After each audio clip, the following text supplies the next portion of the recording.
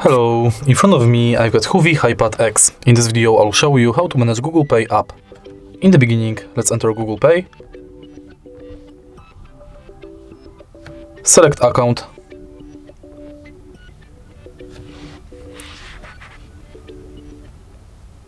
And tap Get Started.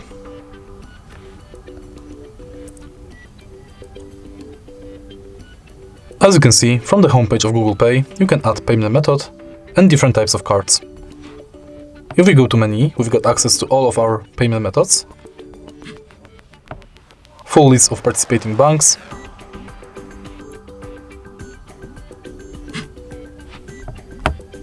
tutorial about how to pay,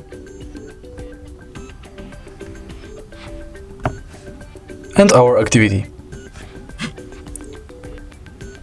In settings, we can enable or disable email updates, Gmail imports, personalization within Google Pay, purchase notifications, updates about your passes, offers and tips, and we can edit our account info. Then we've got contactless setup, which is unavailable on this phone because it doesn't have NFC, help and support, send feedback, and in the end access to our Google accounts. And that's it. If you find this video helpful, please leave a like, comment and subscribe.